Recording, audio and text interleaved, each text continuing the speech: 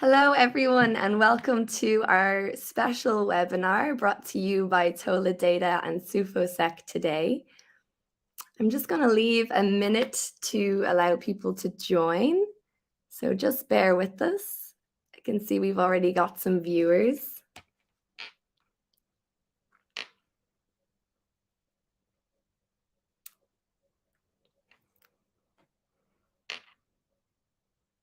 Great, we can see it building up there.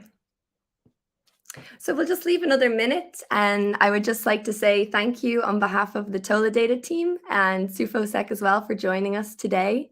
My name is Aoife, and I'm going to be mediating this webinar.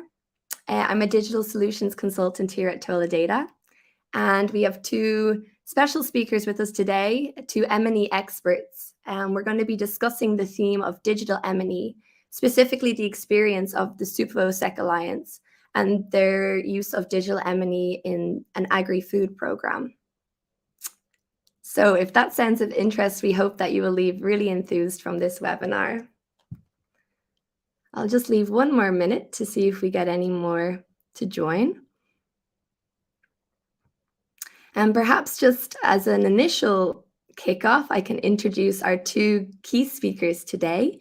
And this is Melanie and Thomas, who are both from the AMEL unit at SuFoSEC Alliance. So today we're going to have a discussion with them about digital monitoring and evaluation. Perhaps just as we wait, we would love to ask you all the question, where are you watching from? Today we'll be using the Mentimeter to gather these answers. So if you would like to share with us where you're watching from, feel free to copy the QR code, or you can go to menti.com and enter in the code. Also, via Menti, there is space for you to leave any questions. So after you tell us where you're watching from, there'll be an opportunity for you to leave any questions that might come up during the webinar. And we'll be sure to leave some time at the end to go over any of these questions. So I'll just have a look at some of our results. So far, we've got viewers from Scotland, from Dublin, Germany. We have from Amsterdam. I'm also based in Amsterdam right now. We have a hello from Brussels. We have another viewer from Berlin. So quite a, looks like quite a European audience. We have Switzerland. Great, thank you for sharing. So with that, I'm just going to move forward the Mentimeter. So now you should have the ability to ask any questions that might pop up during our presentation. So with that in mind, to make sure we have enough time for the discussion, I just want to tell you that this webinar is based on a case study, a joint case study by TolaData and the SuFoSEC Alliance. So this was the foundation of our case study today.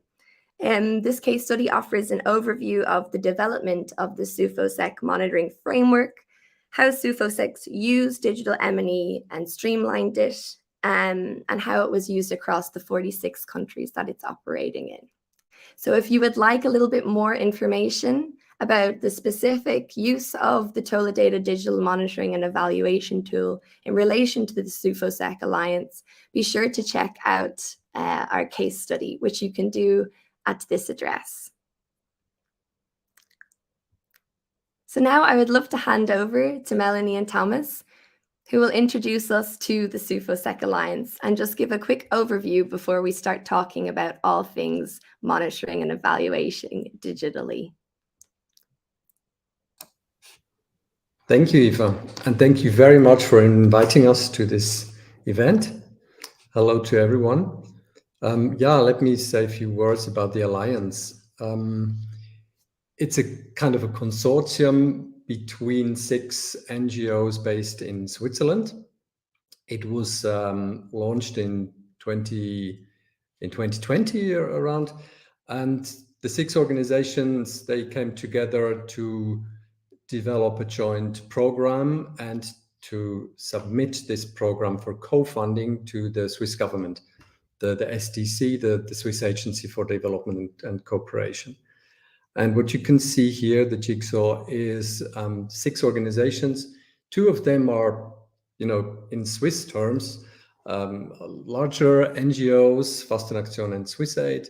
Two are medium-sized, Vétérinaires Sans Frontières, VSF, Switzerland, and Vivamos Mejor, and there are also two smaller-sized NGOs, Agroalimenta and SCAD Foundation. And all of them, they bring along their special expertise and experience, different cultures, different modes of operations. But what they complement, where they complement each other, is under the umbrella of, let's say, the right to food security, food systems. And as you can see here, for example, Vétérinaires Sans Frontières, they are working very much following a One Health approach. Fastenaktion is very much a right-based, is concentrating on right-based programming, especially on food and nutrition. Agroalimenta and SCAD Foundation have expertise in irrigation and wash. Vivamos Mejor in nutrition and education, and SwissAid is specialized on agroecology. So they all contribute their expertise, and it all nicely comes together under an umbrella, what we call the joint program, with an overall goal reading like securing local livelihoods through agroecological transformation and empowered communities. So what they did is they started in 2021, started a 4-year program period. And this is what you can see here are the 5 objectives of the joint program. The 1 to 4 is overseas, so is programming in the Global South, and outcome number 5 concerns sensitization in Switzerland. So it's about outcome 1 is about general livelihoods, income generation, access to services, access to resources. Outcome 2 is about one of the core areas of the Alliance. It's about SDG 2, hunger, so food security. Outcome 3 is the important cornerstone of the joint program, is about empowerment of communities and civil society organizations. Outcome 4 is kind of a partnership objective, where the Alliance addresses partnerships, South-South, North-South, and Alliance internal partnerships. And as you can see here, these outcomes, these objectives are kind of referring to the Agenda 2030 framework, the SDGs. So the what is this joint program? On the one hand, the joint program is just the aggregation of the international programs of the 6 organizations. So they just put together under an umbrella. But at the same time, the joint program is joint learning, joint knowledge management, and other joint activities. But I would say learning is the main aim of the Alliance. We could even call it it is a knowledge alliance.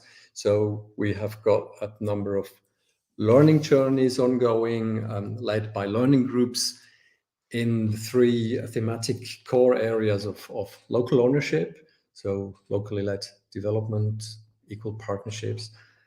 Then on agroecology, agroecology not understood in a technical term of agricultural production only, but as a broader concept of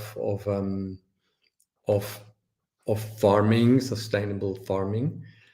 And then nexus and conflict sensitivity is another important area, learning area, because many of the program countries are fragile environments.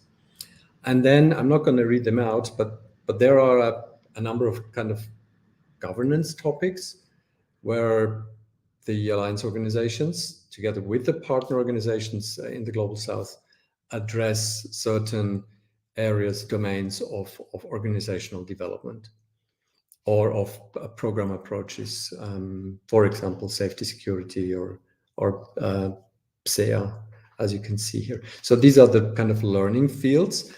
Thank you, Aoife. The last slide is about another joint activity that was a last year's activity. So the organizations, they published a report that you can access on sufosec.ch on global food and nutrition.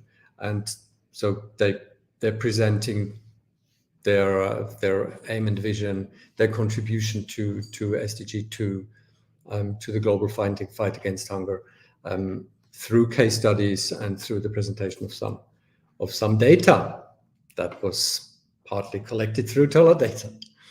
That's it, Eva. I hope that helps as an introduction. That was really helpful. Thank you, Thomas. A really good overview of the SuFoSEC Alliance and the main aims of the program. So thank you for sharing. Just again, to any of the audience who are interested in learning a little bit more about the specific digital monitoring and evaluation of the SuFoSEC Alliance using TolaData, I would like to just again point you to our case study, which you can check out at the address below. So now we will move on to our conversation around digital M&E. So less of a presentation from here on out. So Melanie and Thomas, I'd love to just start this conversation by asking if you could maybe share with us SuFoSEC's journey towards using digital monitoring and evaluation tools. Because of course, I think one thing from your presentation that becomes super clear is there's a lot of people and organizations and partner organizations involved in this. So what did it look like in getting a digital monitoring and evaluation tool? Yeah, Melanie and I agreed that I can start with some questions, and Melanie, my colleague, will then continue. The interesting thing was that at the very beginning, the Alliance was very ambitious in terms of their requirements or their idea how they would like to use digital tools for not only monitoring and evaluation, but for project management. So initially, they were looking for a solution that they could share, the 6 of them, as a shared digital tool, to support all sorts of project management processes, including not just M&E, but also workflow management, grant management, disbursement management. So in a comprehensive way, managing projects.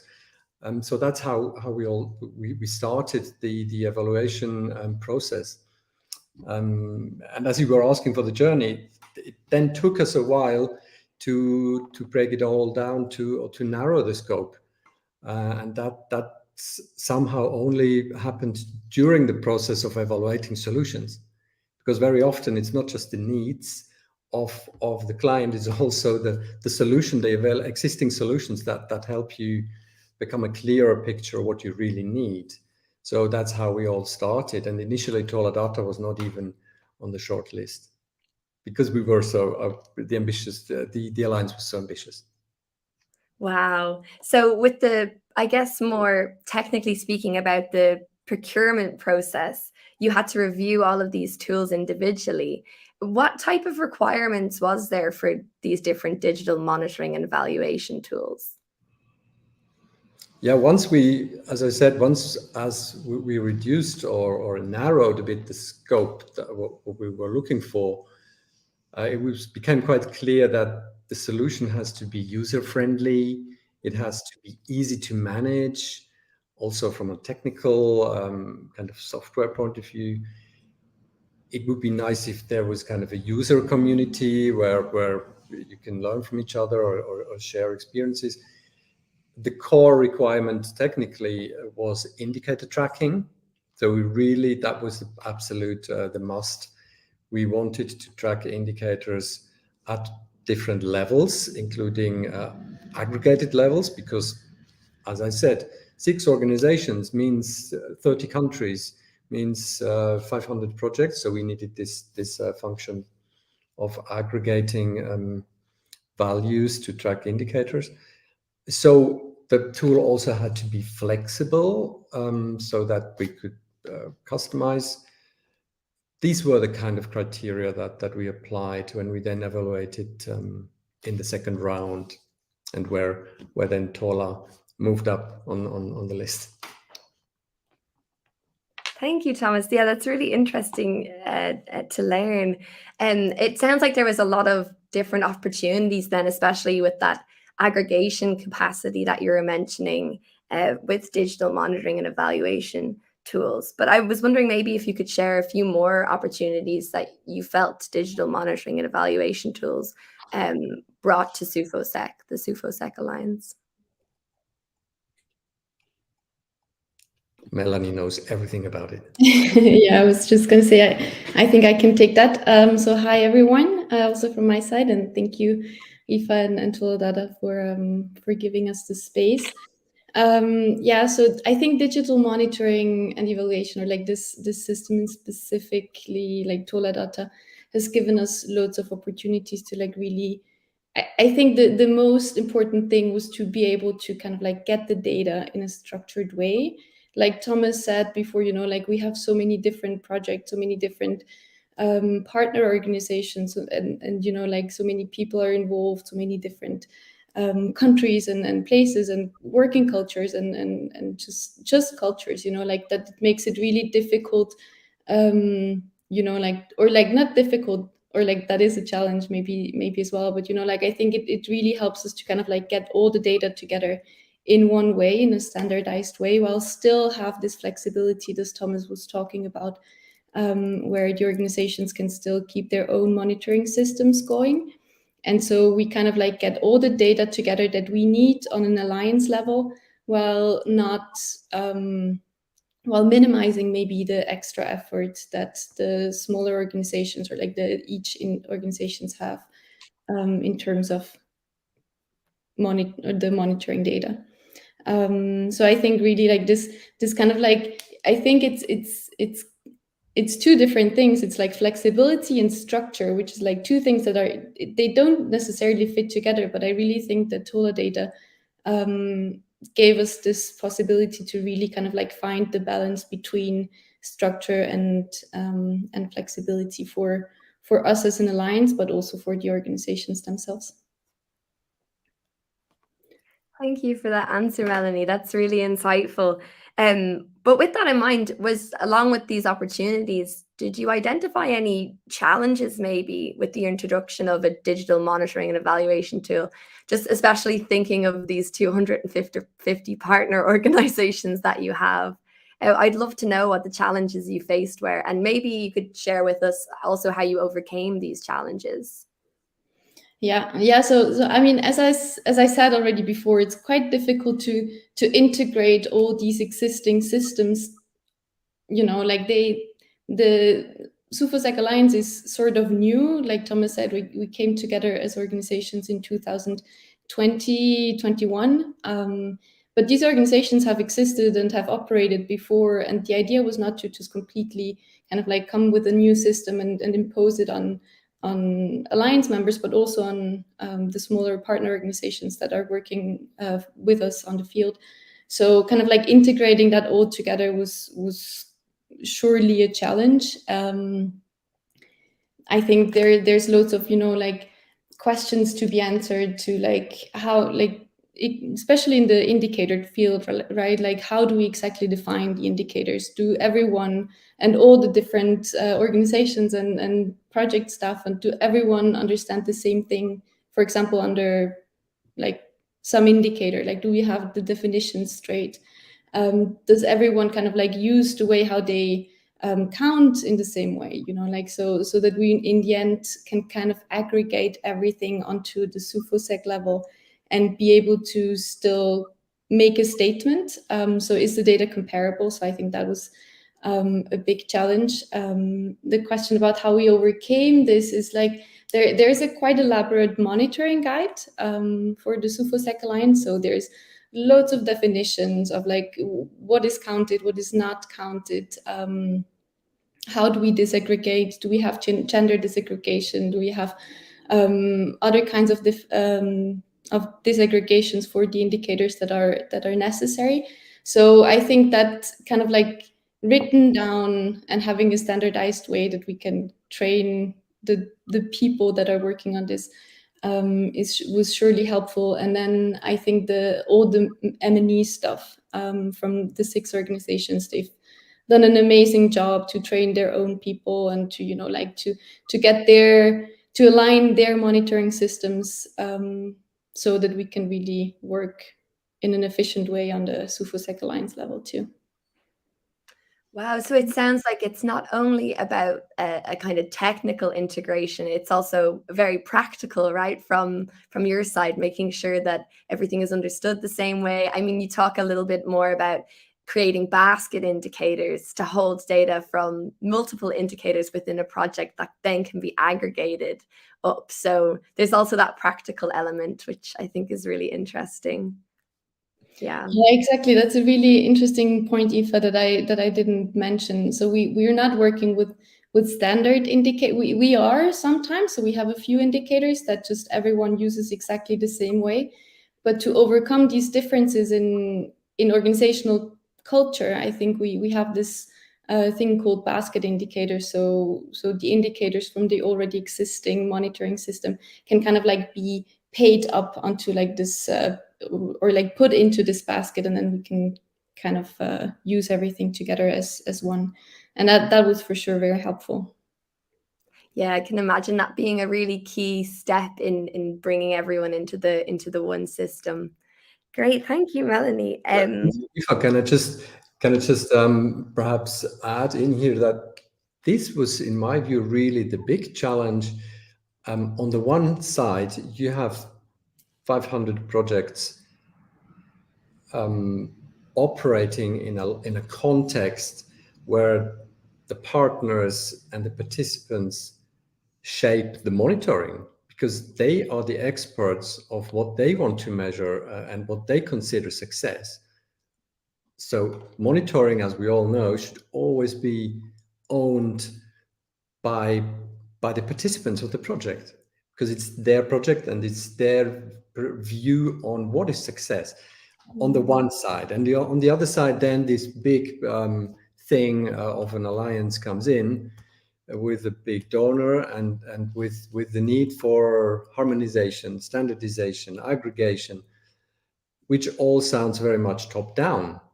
Mm-hmm.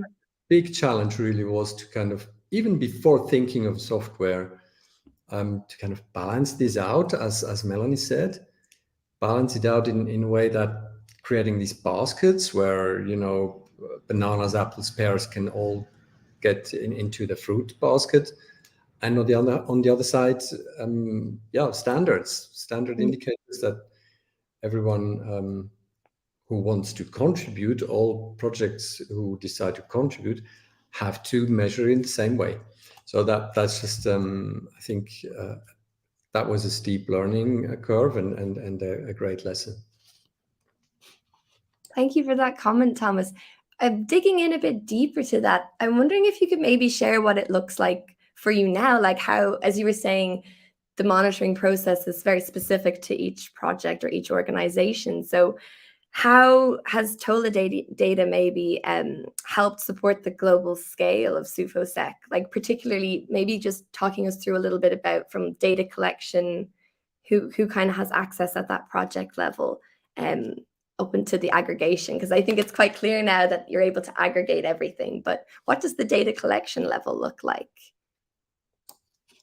Melanie, do you want to share that?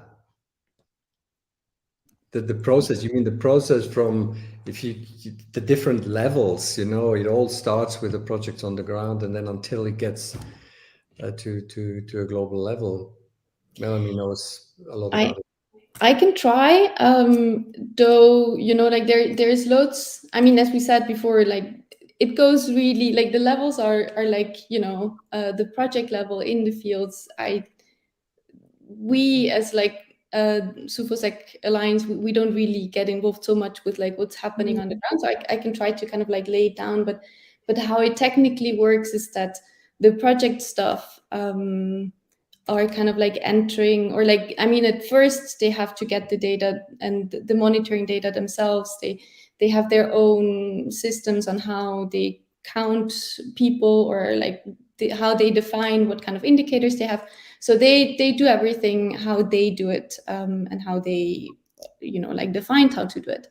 But then how does it get from that level up to our level is that they, and that is also quite depending on the organization, or like the alliance members. So there are some organizations like VSF Swiss, for example, that rolled out TolaData out into the field. So the project officers in, let's say, Sudan, they are kind of entering the data right into TolaData.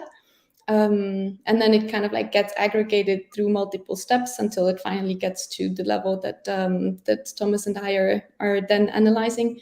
And other organizations are having their own little system on the side, and they just kind of like on a bit of a higher level, they just enter then the data into TolaData. But it's really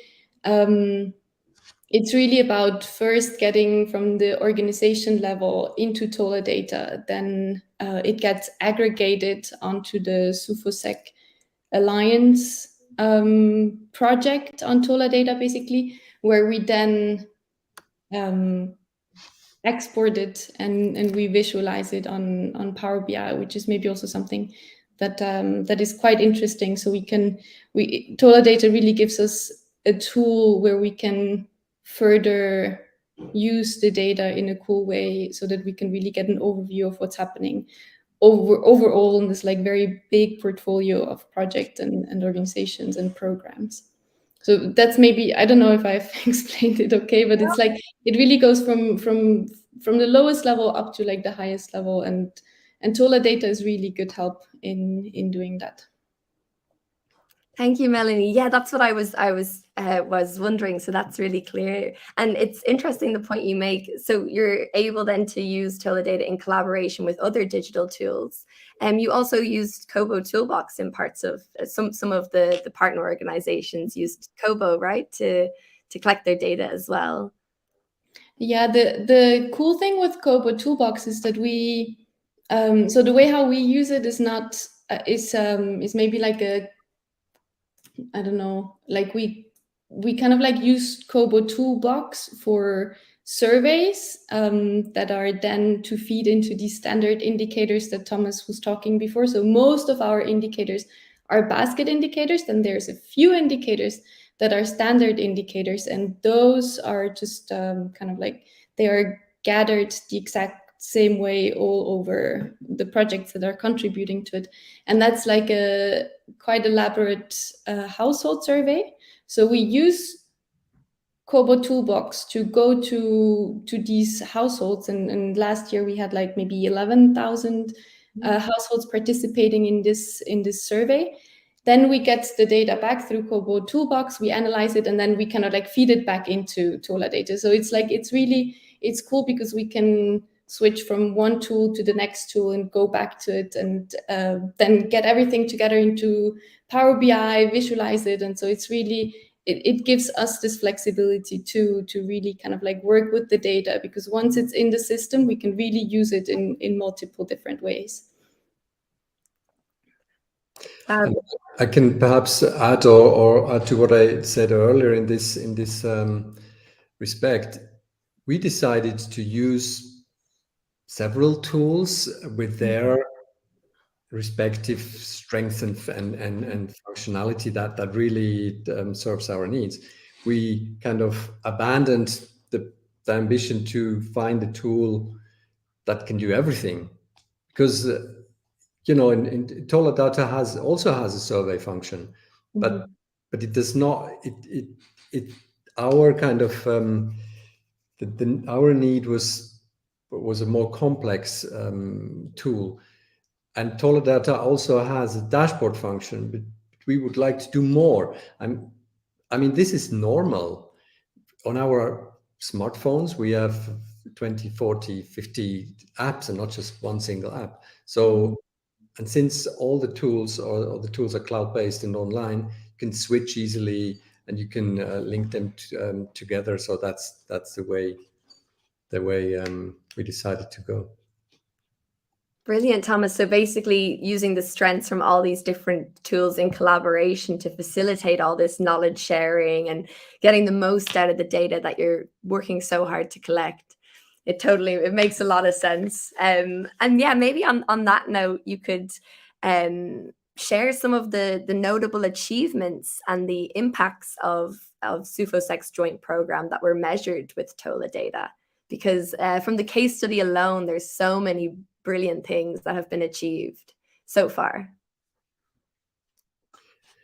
Yeah, I mean, I would say there is one of the achievements really is not particularly programmatic, but the fact that the Alliance developed and is now using a joint monitoring system is an achievement itself.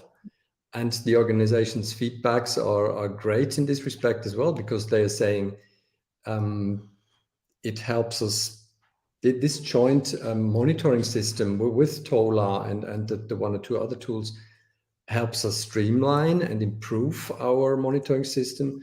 It helps improve quality of M&E. So this was an achievement on its own, I guess. And the other achievement is for us that, you know, M&E has always these kind of three purposes: the purpose of learning, the purpose of accountability, and the purpose of steering the program.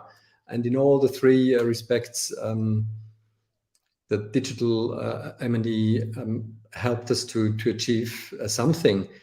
In the field of learning, we usually have once in a year, normally in April or so, we are kind of the Alliance program people. They meet for a workshop on reviewing the data and the results of last year. So, I mean, the achievement really is that we have a view on the results of last year at the aggregated level, at the organizational level, filtered by indicator, filtered by region, filtered by country, filtered by disaggregation. So thanks to this digital way of M&E, we can make more of such a review workshop. We have a really nice kind of reference data that is available. That's perhaps in the field of learning. There is also a learning kind of process in the Alliance that does not rely on data, not rely on quantitative, on figures and statistics, but more on what I mentioned earlier, on the outcomes of the learning journeys, the learning group, what comes out of the learning groups, which is then more a qualitative way of learning. But you can complement and triangulate all these kind of sources of information, and that's, I think, a great achievement. And in the field of accountability, of course, digital monitoring across such a big and complex program does an amazing job for report writing. We can report back to the donor in a structured way, and the steering as well. We know more about gaps, problems, achievements in the countries, in the particular thematic areas, so we can steer the program. And I would say thematically, we do have evidence now, thanks to the data collected, on how much the Alliance contributes to local food systems, to empowering civil society organizations. We can just kind of improve this how can I say, evidence base, also at outcome level with regard to food security, as Melanie said, collected through COBO, but then visualized either in the organization through Tola or at an aggregated level through Power BI. So there are various gains and achievements that we can closely link to this digital monitoring system, which was, by the way, quite an inexpensive solution. I mean, we did not have to build a big and complex system ourselves. But software as a service is something that you can just log in and start working. Brilliant. Thanks, Thomas. You also mentioned, I think, in the case study that there was staff are also, because Tola is quite intuitive, it was easy for staff to kind of onboard themselves without too much hand holding. And once one member of an organization understood the tool, they were able to pass the knowledge on quite easily. So the rollout, yeah. I really love what you said about kind of that amalgamation between quantitative and qualitative to really paint this nuanced picture. And yeah, I think it's really great what a digital monitoring and evaluation tool can contribute to that nuanced look. Absolutely. At the same time, as we are M&D people, our personality is always, we are very critical. We are never happy and satisfied with the status quo. So we are always ambitious. So we need to improve our efforts to train people, because there are new people coming to the alliance organizations. So we need to continuously train people, especially at the level of the country offices, of the partner organizations. Our vision is also that data is entered there where it's collected, so at the source, and in an ideal world, in real time. So not just once a year based on emails being sent from a field office to Switzerland and then typed in. So yeah, there's still a long way to go to become more efficient, to have more resources available for operations. We don't want to waste too much resources for M&D, because they're the programs they need. They need the people and the resources. And this is another challenge, of course. You must never overwhelm teams with software and bureaucratic obligations, and make sure that you don't withdraw scarce resources from operations to M&D, and at the same time you want to strengthen the M&D teams. So this is another kind of balancing act. Yeah, it's great to hear you say that, Thomas, from the digital M&E side, or just from the tool side. Always the aim is to make life easier. So it's good to hear that was your experience as well. But yeah, we're running short on time. So I just want to quickly turn over to some questions that have been submitted by the audience. Thank you to everyone who submitted a question. I'll leave the link here. We might not get to it because there's already quite a few. So we have one question that says, you commenced your program at a precarious time for global food security. Have there been any different findings between your 2021 and 2022 annual results? How do you plan to respond? So quite a specific question if you feel like sharing anything. Melanie, what was the result? We just... Yeah. It's really, I'm just handing over to Melanie, but it's really great. We had a baseline in 2021, and we just completed analysis of the 2022 data. And what does it tell us? I think it's a really good question, and so we are one of these indicators that we're measuring on a standard level is the FIES experience. It's a food insecurity scale from the FAO, and what we do with that is really to just we try to measure the experienced. So how do people perceive their own food insecurity?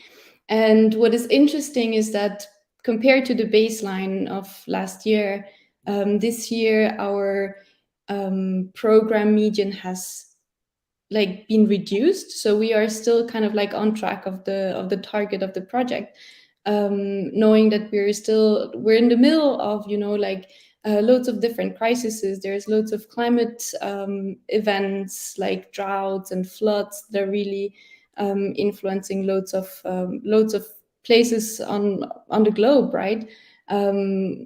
With the war in Ukraine, the prices have been going up, so loads of people are really having issues buying food.